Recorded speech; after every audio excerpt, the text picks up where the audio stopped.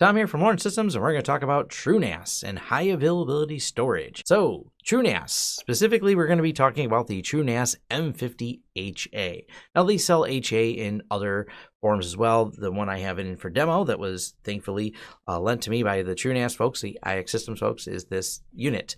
Someone asked me when I have to return it, and I hope never, but there is an end date on how long I get to play with this. And we've been doing some testing with it, and I've rebuilt the arrays, and I'm really impressed with it. But that aside, I've already done videos, excited about the hardware. We're going to talk specifically about how the software handles failover, because that's the reason you buy one of these HA systems.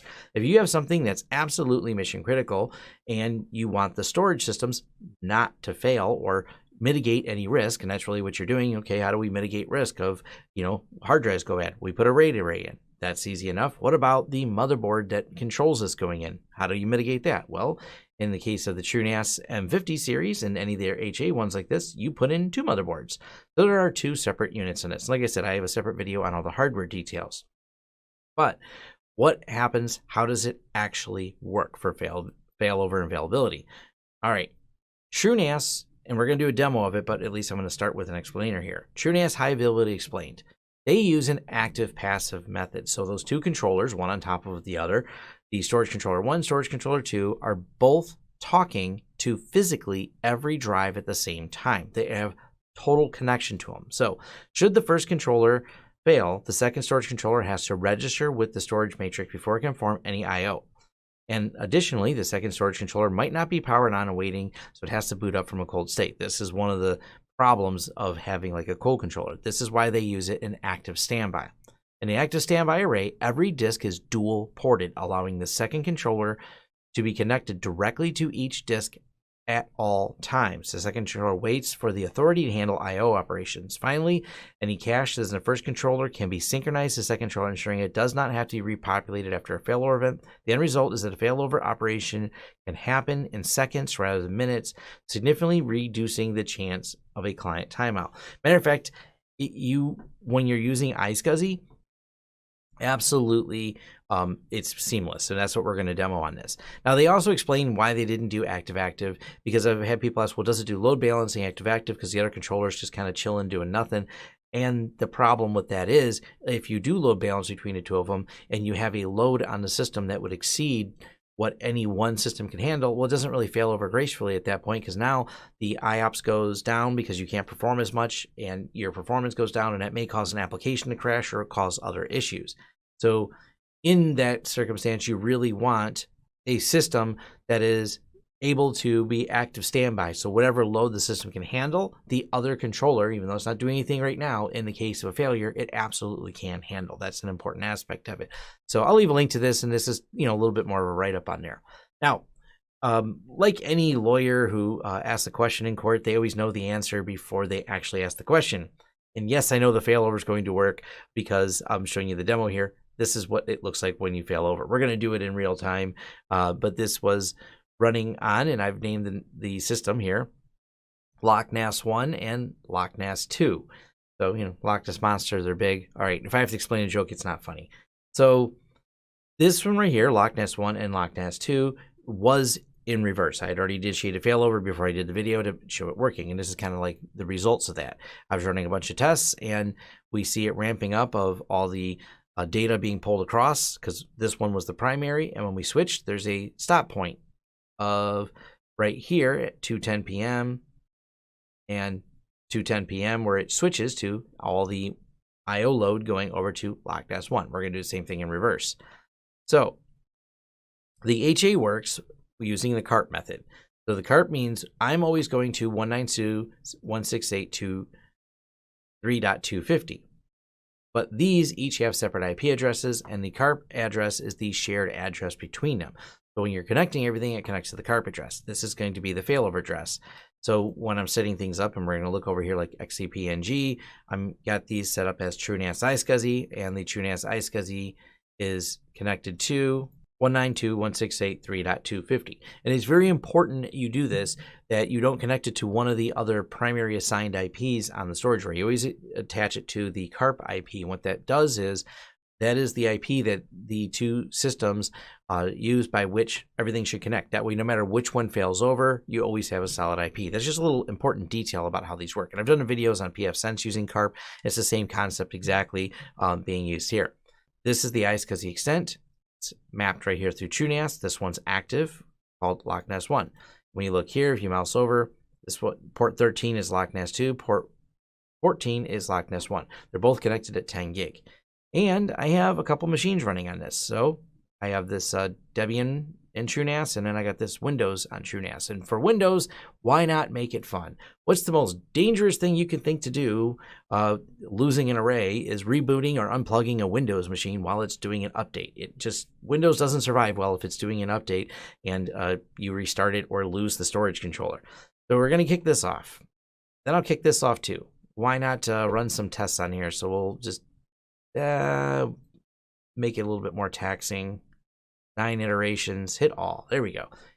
We are just going to massively keep this drive really busy, doing high numbers of reads, writes while it's doing an update. So IO activity is absolutely, it's going. It's a lot happening right here. And to top that off, why not go over here and, let's SSH into this one. So let's say IP address is going to be 3.142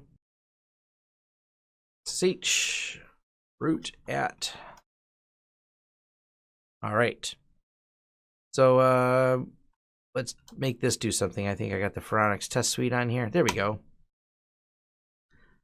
It's going to run a little slow because we're loading it up on IOPS on the other side. We're hammering this thing right now. So I'll let that go. And we'll just say 4, 5, 3. There we go. Nope, don't care about saving results. Now it's going to go hammer down and create a bunch of disk IO. Go back over here to storage. Look at TrueNAS, iSCSI, look at the stats, and here we go. We're about 500 megs a second right now in transfers based on all the little reads writes on there, and 50,000 plus IOPS. It's still going up, 54,000 IOPS. So you could say the storage controller is quite busy right now. Definitely loaded up. So let's go back over here to TrueNAS. Yep, and we definitely see some processor load, and it's not killing it, but it's doing some stuff now. We see 18 gigs committed to cache. We'll keep seeing this get bigger and bigger because it's going to cache some of those read-write operations that are going on. So this thing's just hammering away doing exactly what we want it to do. So it's going, and then if we go over here to Unify, we'll go ahead and refresh this.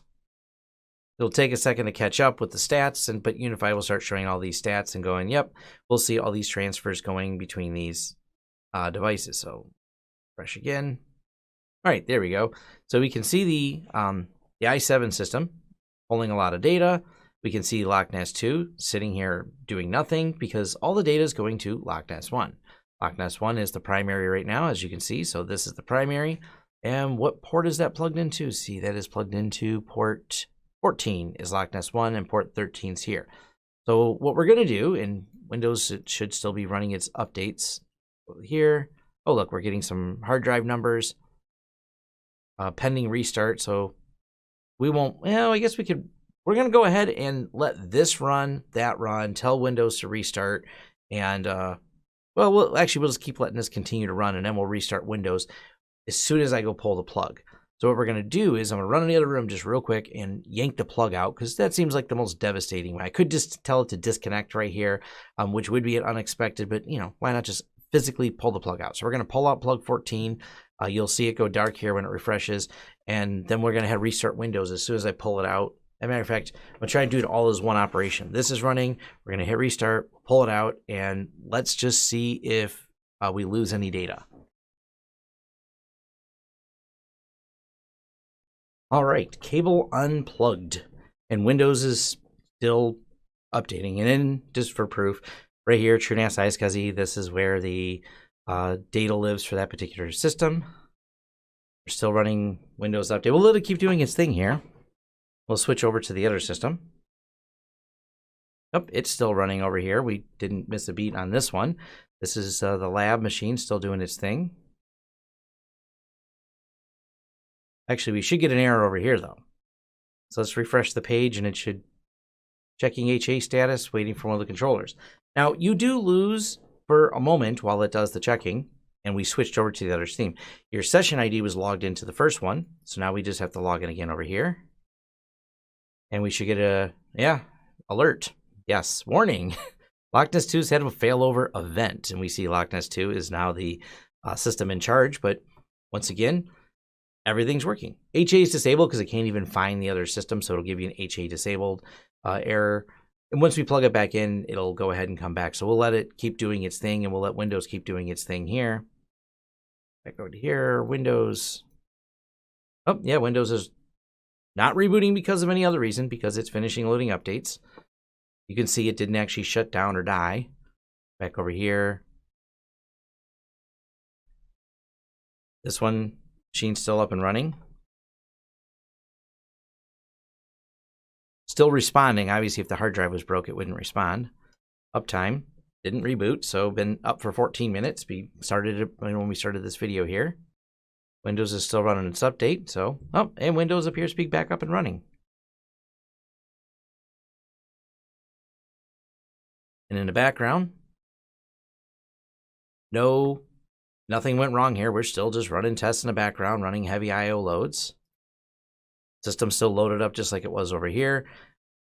Windows restarting again because, updates require multiple restarts for reasons that I don't completely understand compared to Linux, but I'm not here to harp on Windows. And everything's up and running. This is as simple as that for the failover. Now let's see. The Unify takes a little bit more time to refresh these stats. So you're going to see a gap, and then it's going to pull the data, and we'll have another gap here. But what you're going to see is it go flat on one, and then LochNAS 2, because that's what's primary now. This one here, all those I/O ops are still happening in the background, so they will just move over to the other system. And I'm actually going to stop real quick and plug back in the other system, just so it's plugged in, and it'll catch up, and I'll show you how they resync to each other and ready for the failover event to happen again. Windows still booting? Yeah, Windows is still doing its magic. All right, and the system's all back up. All I did was plug it back in because it wasn't actually a hardware failure, but it was, this simulated because we lost connectivity on there. It switched to the other one. Now, ideally, if you're setting this up in HA, you're going to have redundant switches. One plugged into one switch, everything's going to be paired. The other system plugged into the other switch.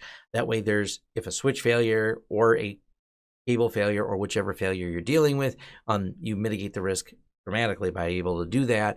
This is pretty basic because I have it only tied into one 10 gig switch, but you get the idea for high availability that it works seamlessly, that this is still running in the background and we didn't lose anything by switching between there. We were running Windows Update. We disconnected the storage controller that Windows was running on and still didn't lose any data, and Windows didn't crash, which is risky just in general doing updates. All right, I'll stop picking on Windows.